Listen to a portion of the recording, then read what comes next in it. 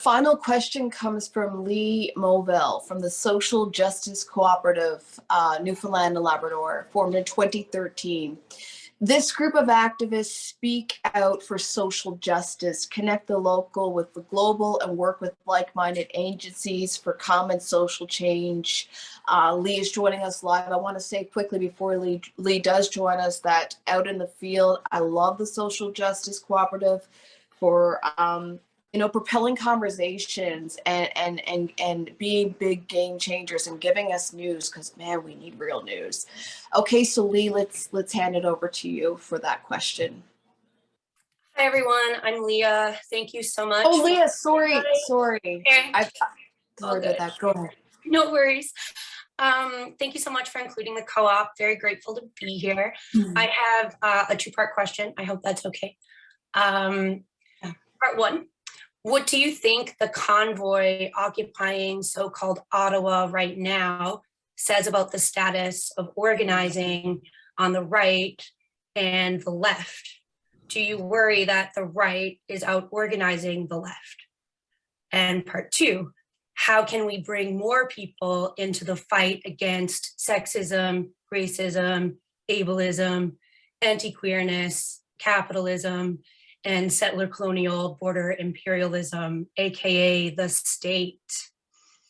Those are giving us lots of talk and lots of discussion lately. I think part of the challenge of the work we do, and I can talk about it from a union perspective, but I think it's all the work we do in all our activism, is that our members are representative of the regular community. That's who our members are. They're no different than the people who live where employers draw their workers from.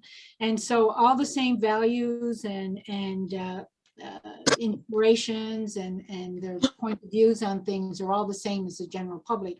And I think what we've seen really recently, or maybe not so recently, but they tend to be more emboldened, is the rise of this populism and white supremacist organizations that have actually infiltrated our movements. They've infiltrated the feminist movement, they've infiltrated the trade union movement, and it becomes harder and harder to talk to people about those issues without when they have a certain understanding because they've heard it on TV or they're emboldened by something they see. So it is a very big challenge, that's within our movement. It's a challenge that means we have to do a lot more work, a lot more anti-racism work, a lot more of the work that we do internally to try and have those critical discussions about it.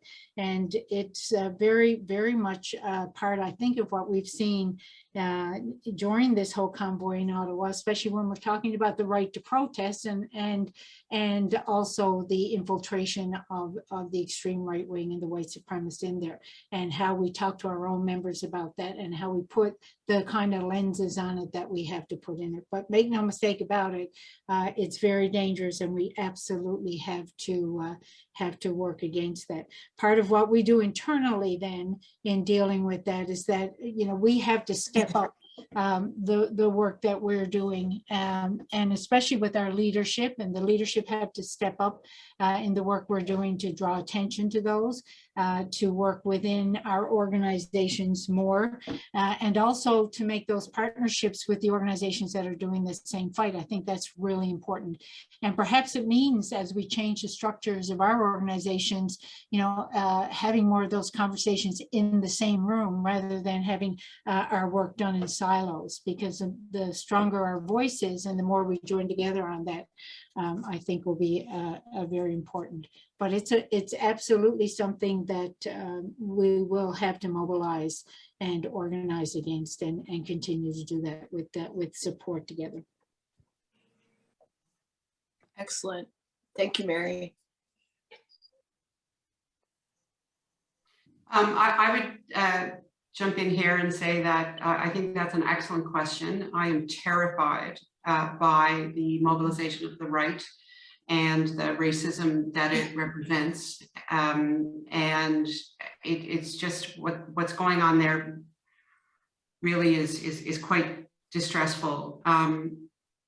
I would focus more on the second part of Leah's question about what can we do to bring more people to the left, which is where I sit. And I think that we have to practice greater tolerance. I'm not in the right, so I don't know if there's as much infighting in the right as there is in the left. But I do know that in the left, there is a significant number of people calling each other out and arguing. And I agree that, you know, things have to be done respectfully, and people need to be, it needs to be brought to their attention when they're being transphobic or racist. But I think we need to be gentler with each other on the left, and we need to be more welcoming. And I think that a gentler approach to people who agree with us with respect to most of our ideals of treating people equally, of, you know, having a social safety net, of things that you know, we as Canadians hold dear. I think that to inspire the left, we have to be a little more eye on the prize of forming government and increasing the attractiveness of ourselves as a group. We just heard from Beth here, couldn't agree more. So very well said. Amy, Laura Bell, I don't think we've heard from either of you yet on this one. Amy, are you okay if I go first? I will take that as a yes. In terms of, I don't think the right is out mobilizing us. I don't think that's the thing. I think is they pick their fights. The right generally has one fight that they're fighting. Unfortunately, the left has a lot of things that we're advocating for and a lot of change. So when you only have one fight to fight, it's easier to get together for that one fight. And it's easier to pull people together, and it's easier to make your voice louder if you don't seem to be out there all the time. I think when it comes to the left, I think because we are advocating for change in so many areas, it's either the public or the media gets desensitized to the things that we're advocating for because they're so used to seeing us ask for change in all these areas. They're at the point where they're like, oh, I'm tired of hearing it. And then, sorry, it cut out for a second. And then when the left is out there, when the right goes out to fight for their one thing, there's a lot of attention to it because it's, oh, they've gotten to a point where they're coming out to do this one thing. On the second note, where Lea, you were asking, how do we get more people on the side of change, on the side for advocating for all of these things? I think it's about making these concepts more accessible to them and making it easier for them to understand. Because for some people, the idea of gender and sexuality is such a vague concept to them because it doesn't affect their daily life. Or race and racism is such a detached concept for them because it's, once again, not in their daily life. So making it more bite-sized where they can understand how these issues affect them on an individual level would make it easier for them to join the fight. When they understand how it impacts them, they can understand and they're more willing to make a change.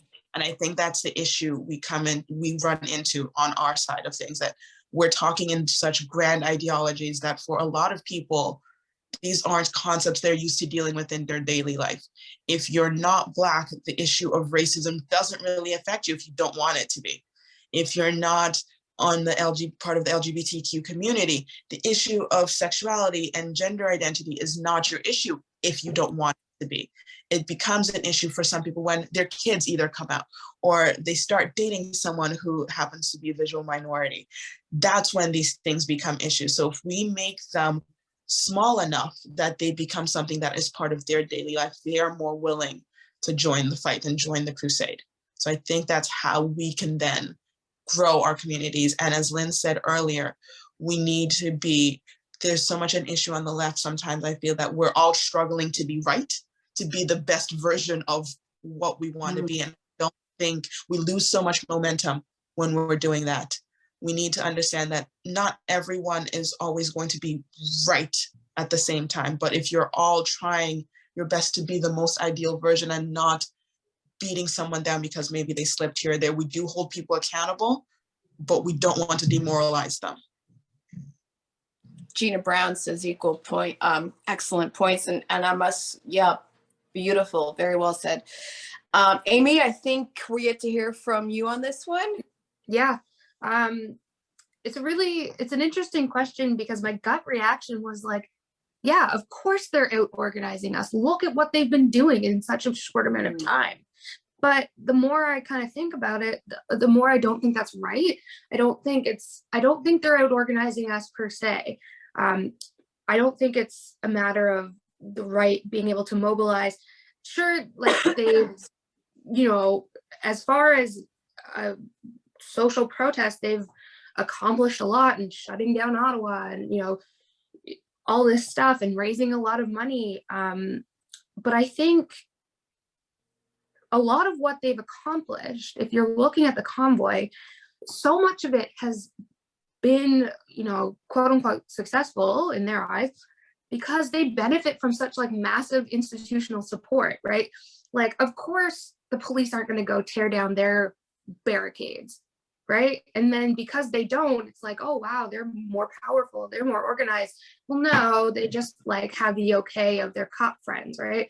So I don't think they're necessarily out organizing us. I think they're benefiting from a lot of just like privilege and like kind of abuses of power on an institutional level. And I think the more we kind of point that out, like I think more and more people are becoming aware of just how like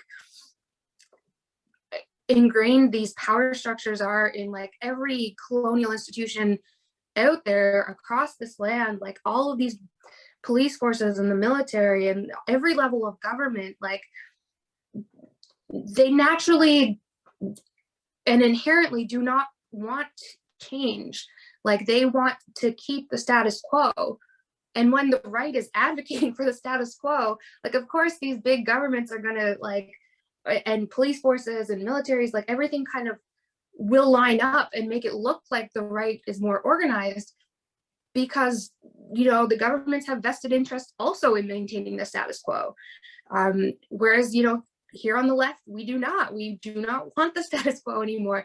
So I think getting more people kind of to come to that, like thinking about things in terms of more power dynamics and like, okay, what's really going on here? And I love the idea of like the bite-sized, like easily digestible knowledge. Like, yeah, I think reaching more people kind of where they're at and building across communities and mutual aid. Like one of the best things that not a lot of good has come from this horrible Convoy situation, but seeing, you know, friends and neighbors in Ottawa kind of mobilize and get each other earplugs and, you know, take care of each other and walk each other home safely, seeing that like level of community care and mutual aid, it has been so lovely to see. I wish it didn't have to happen, but I'm hoping that those types of community building can really kind of start the momentum and get everything going in terms of